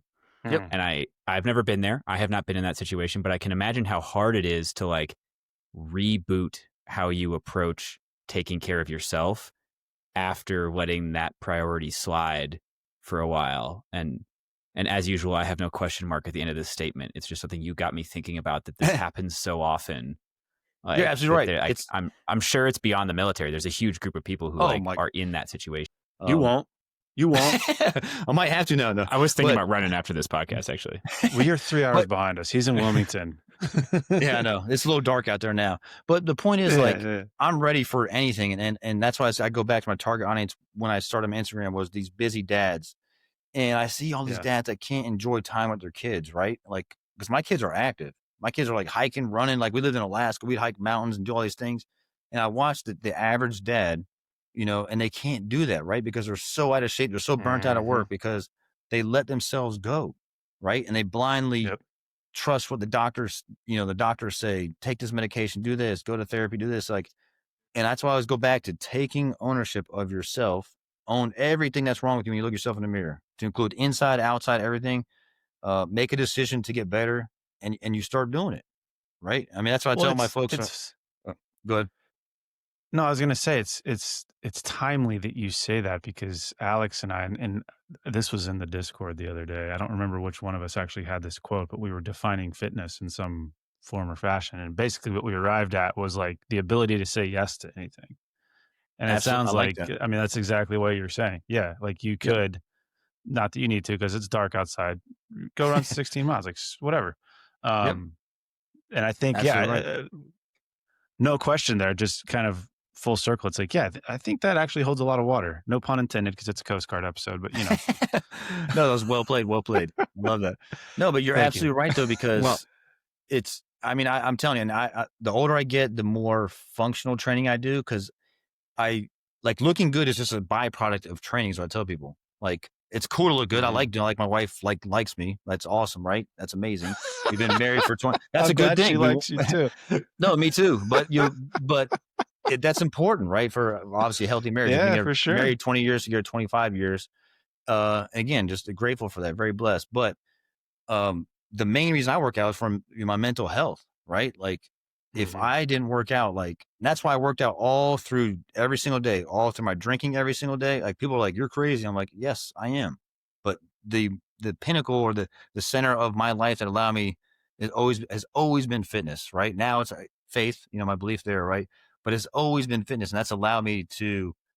It actually allowed me to drink every day, which is not a good thing, but it allowed me to drink every day and still stay in semi good shape, right? Because I was still training every day. So, but I mean, I'm a dad. If I need to go do something with my kids, I can do it. And again, when I see these dads that can't do it, like it irks me, because I want to go to them like, man, you don't have to live that way. Like, you could live such a way more fulfilled life.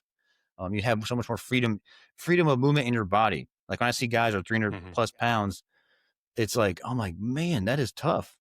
Like, life's hard. You got to choose your hard. Like, it's hard following a consistent, nutritious diet, right? But it's also hard being 300 pounds and not be able to go play soccer with your kids too, So it's like, and it's tough, and it's everywhere. Just, it's in the military, in the senior ranks. Oh my gosh, and it's in the corporate world as well.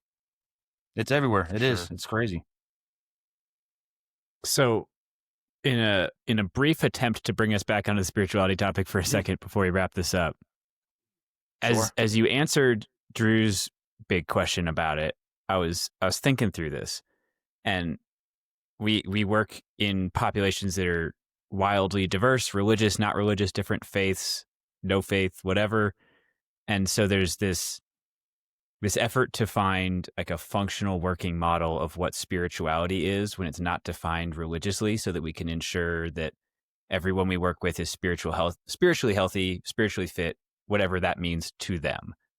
And as I think about that, non-religious definitions of spirituality typically focus on, as a baseline, meaning, purpose, and value. Those are the things everybody returns to.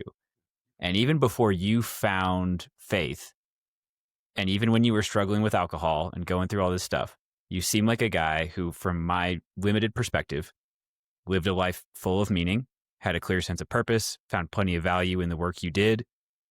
Do you think there was something missing at the time? Yes. Yes. I had my purpose, I had my family, right? But something was missing. I was always chasing something. That's why I always chased things that other people told me to go for, right? And not necessarily told, but I was doing kind of what I call it the conveyor belt of society says to do. Go to school, right? I went to college, went to high school, and it was a complete joke for me. I don't learn that way. I'll be honest. I do have my degree, half my master's done, but for me, like, I was doing what society says to do, and I went officer because I want to make my mom and dad proud. But something was always missing, so I was just chasing something constantly, right?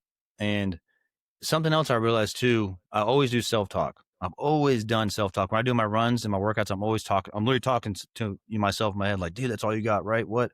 And I'm always doing these thinking in my head. And what I've come to realize when I was doing those self-talks, like, I was like having a conversation. I believe I'd always think with my dad, or, a higher power. Now I think it's God.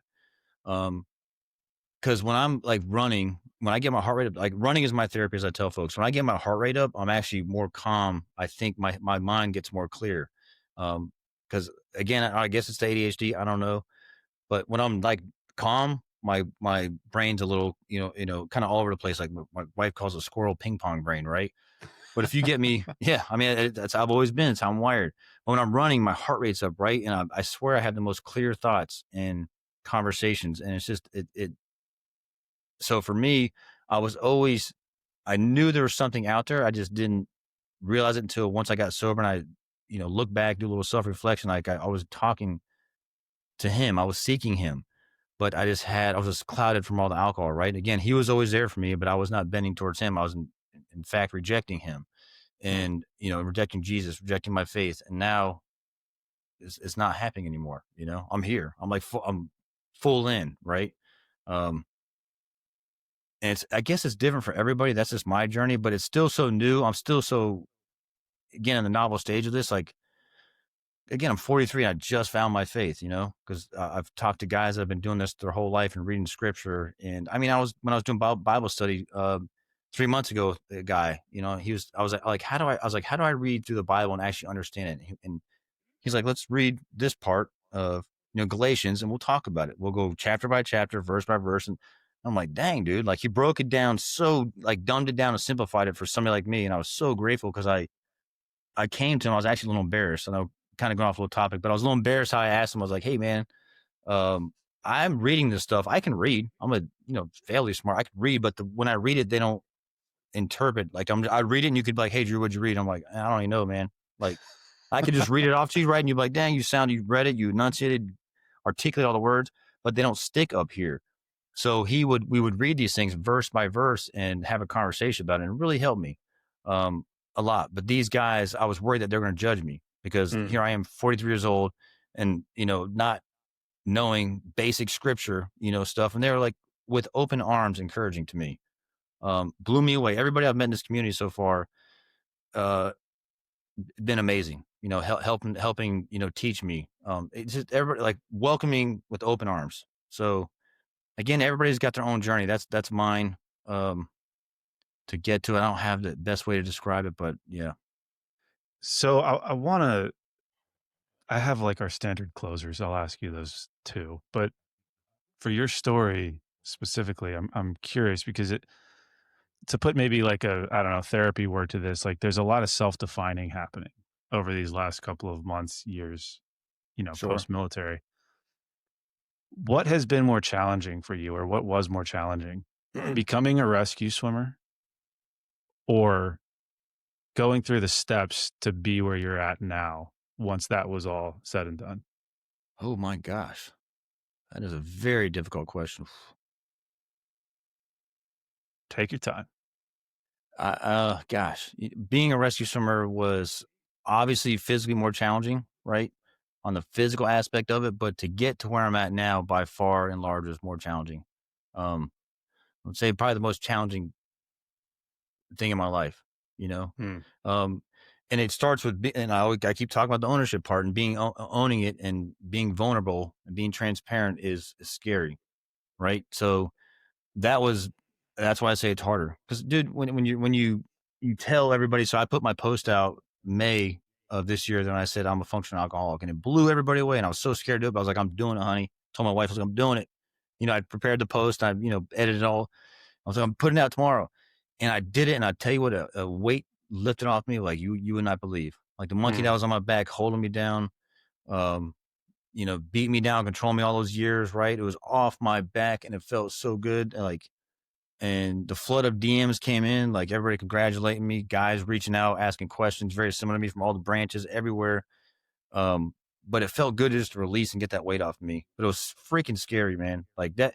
And that's why I say physically, obviously the rescue swimmer, I mean, they try to kill you in the damn school. So that was obviously harder, but the mental aspect, but that's the thing with me. I like physical stuff. I'm like, dude, if we're doing physical, like, let's go. Like, that's what I do. Right. That's my comfort zone. So being vulnerable and being open and transparent it's still scary. Like you're putting your whole life, like doing social media is scary. You're putting your whole life out there, right? You get criticism all the time, and I get my fair share, but I needed to do it. It was almost like my therapy for me. And again, it got that monkey off my back, and I'm helping people. I did therapy my last 2 years in Miami. I actually went to 4 different therapists. I didn't like it. I'm not saying I'm against therapy. I don't want people to crucify me or whatever, but for me, it didn't work.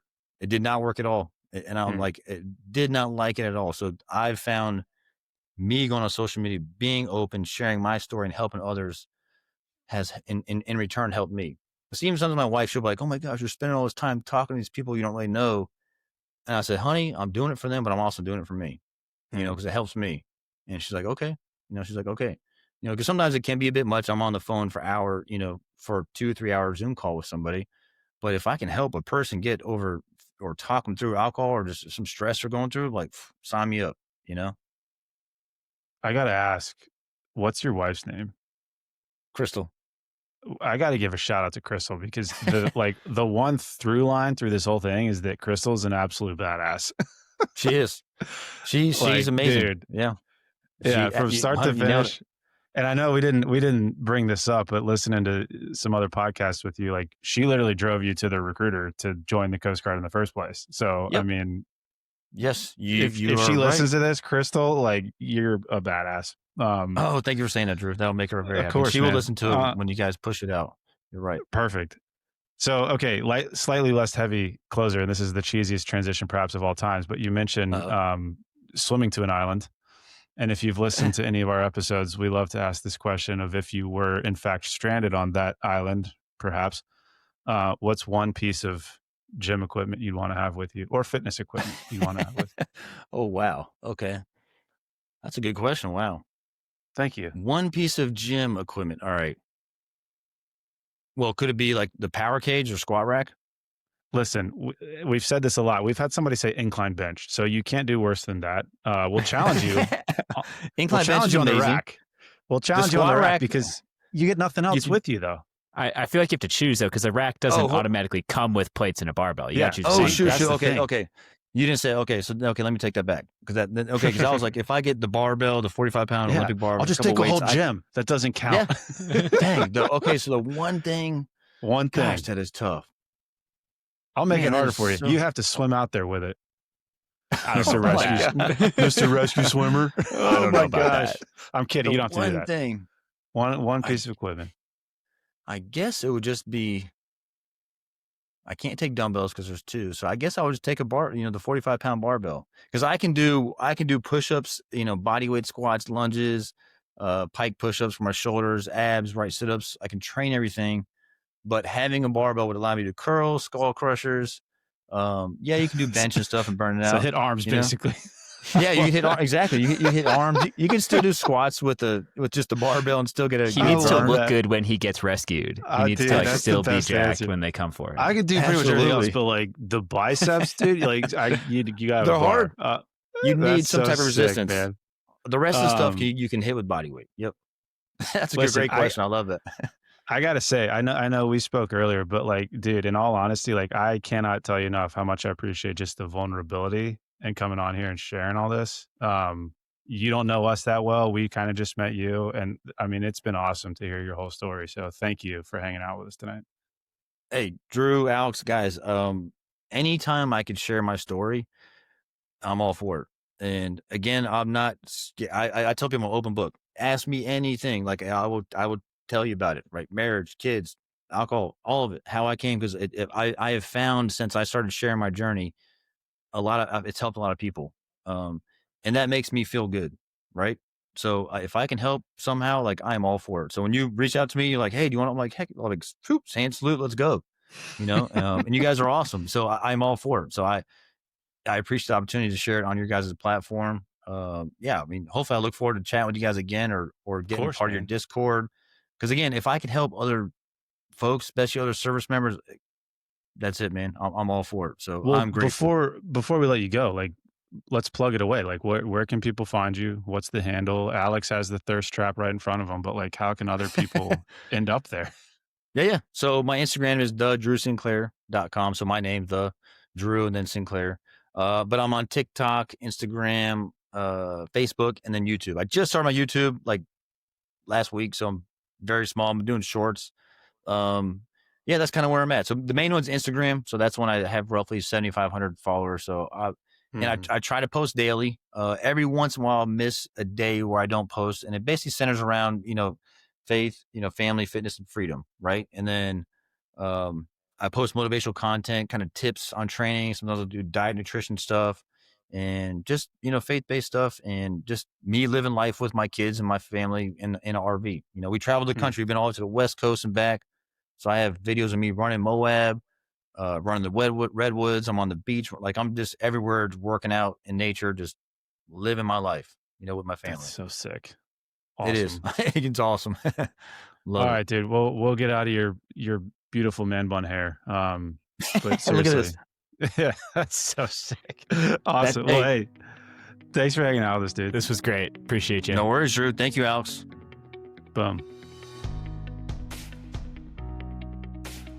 Team, welcome to the Faith, Family, Fitness, Freedom, Father Figure After Party. Working title, TBD. We record these before we publish things.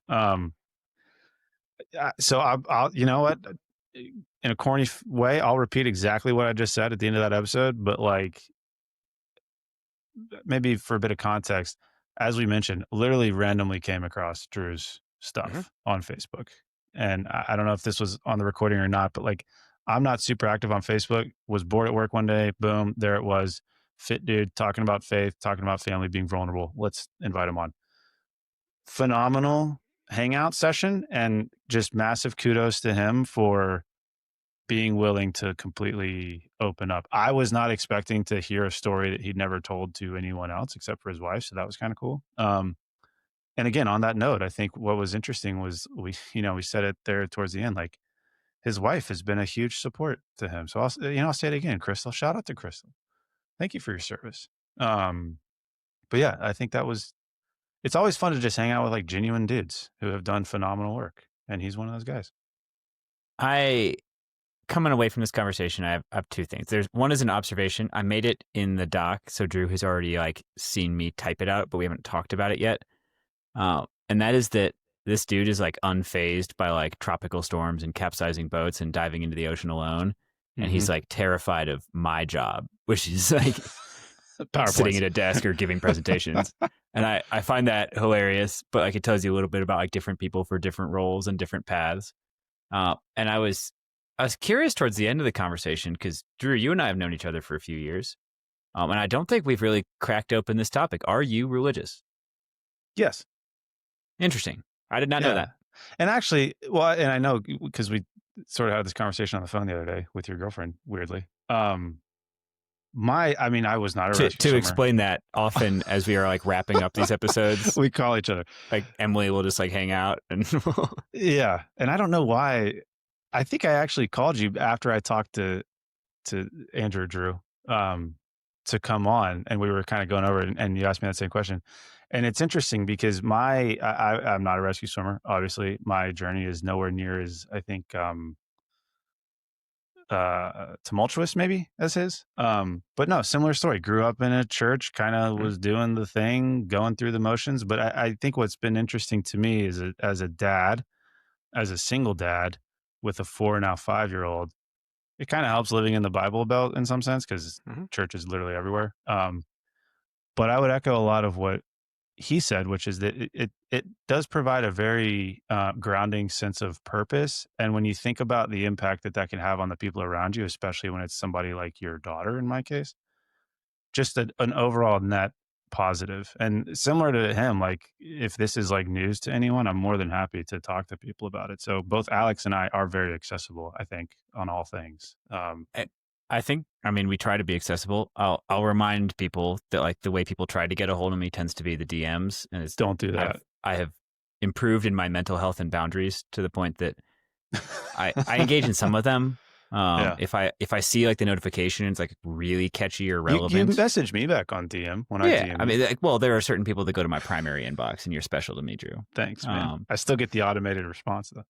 But what had me thinking, because like I am not particularly religious. I grew up going to a church. I got confirmed. I did the thing, and I think I walked away from it with an appreciation for the sense of purpose, an appreciation for the sense of community, and maybe was looking for something different in terms of like the specifics. I don't know if that makes sense. For sure.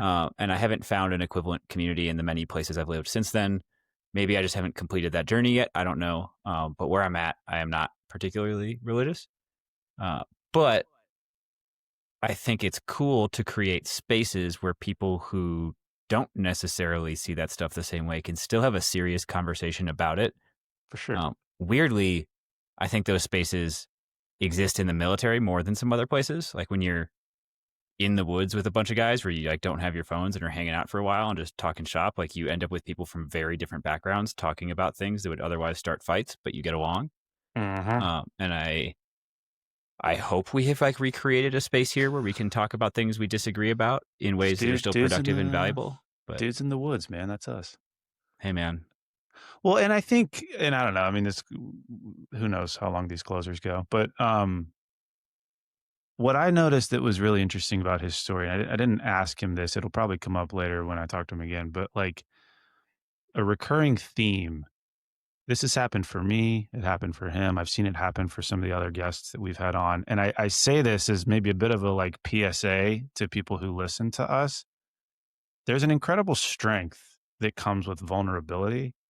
He himself, he said this at the end, like, spent untold amounts of time crafting this post that he was going to put out to the world, total strangers, opening himself up, knowing full well, my family's going to see this, people that think that they know me are going to see this. It's a very scary thing. And he even mentioned it at the end, like what was harder, rescue swimmer or, self-defining. Anyway, I say all that to say this. I have found this in my life. It happened in his life. When you take that first step to become vulnerable, it is amazing to me how many people come back around to that and then open up about their own stuff, whatever that might be. And that's been a very unique, I would call it a side benefit to creating this platform, is that what we've tried to do, I think what we've done decently well is, like you mentioned, dudes hanging out in the woods, having just open and honest conversations. Sometimes that's about how to set up a training program. Other times that's about like, hey dude, what worked for you to like recover from being a functioning alcoholic? Because people listening to this, even if one person's listening to this and they resonate with his story and they're able to recognize like, shit, dude, I do need to take some ownership of what's going on. To me, like that makes it all worthwhile. And this is a very, very odd way to transition into plugging our Discord. But I will say it because I think we kind of mentioned it there at the end, but in all truthfulness, like already have had conversations with Drew about being available on that platform. So if you want to talk to him, if you want to talk to me, if you want to talk to Alex, there's ways to do that. And I just, I'll wrap it up by saying I encourage people, everyone's dealing with shit. Talk to people about it. And I think you'll be surprised by how many folks are willing to sit there and listen and perhaps offer their own stuff as well. So that was long-winded. I'll turn it back to you. I'm Well, off my pedestal. I think we should wrap it up. I'll mention, I tried to make it clear towards the end of the episode. We may have misrepresented what his content focuses on here. He's got a ton of like hybrid athlete He's content, just jacked. Like, yeah, he's ton sure of gym jacked. content. So like, I promise if you're like His like, shirt's off what in a lot of them. happened to Mops and Mo's? Why are they talking about Yeah, alcohol and These guys have spirituality? gone soft. It's supposed to be a fitness podcast. I promise if you follow him, you will still get the classic fitness stuff. I will also do a shout out. I just figured it out like seconds ago. Glad I caught it so we can include it in the shout out. His wife does also have a public page. If you're more into the vibes she offers, caption here is the handle is the wellness route. I'll link it. She didn't ask for this, but I want to include That's it. actually sick for an awesome. RV situation. Yeah, it's a pretty good handle. And the wellness route. Tagline is full-time RV family exploring freedom through discipline, movement, mindfulness, family life. I want to meet Crystal, dude. Yeah. She sounds badass. But yeah, no, like you mentioned, I think vulnerability is great. When you wrap it up in a 6-pack, even better. And that's what Drew offers. Just shredded vulnerability. Is that the episode title? Not shredded. Ooh, maybe. We got to work rescue swimmer in there somewhere for clickbaitiness. Maybe throw Ranger School in there just to pad the stats. I blame the listeners for the fact that people just love to click on stuff that says Ranger. It's dumb. We should put Ranger in every single title just to see what happens. Hide it in the show notes for some search engine optimization. But yeah, no, I mean, I'll close with this, right? Like we all fear the dad bod. Here tonight, we had Drew, truly a father figure. And I really appreciate his shredded vulnerability. I got to stop. This is getting out of control. It's too much. We'll see you guys next week. Bye. Hey, Alex, let's cover our ass real quick. Oh, great idea, Drew. All right, guys. The views and opinions expressed in this program are those of the speakers and do not necessarily reflect the views or positions of any entities they represent. Thanks for tuning into this week's episode. Before you go, please rate and review the pod on the listening platform of your choice. You can also visit us on our website at www.mopsinmos.com. That's mops, the letter N, mos.com. You can check out the library of podcast episodes, our latest blog entries, any helpful resources, and also sign up for our newsletter. Drew nailed it. Just to underline a couple of things, the podcast entries have in-depth show notes on the website. So if you missed anything or you want to read any of the research we talk about, it is all there. You can, at the bottom of the website, sign up with your email and receive future updates from us. The blog posts go a little bit more in-depth in kind of written form on a couple of topics we get questions about all the time. But most importantly, I just want to ask all you guys, our best way the word gets out is absolutely word of mouth. So tell your friends, tell the people you work with, anybody you think would find it useful. Thanks for spreading the word. If you have any questions or comments, feel free to shoot us an email at either Drew or Alex at mopsandmos.com. Or there's a contact form on the website. Thank you.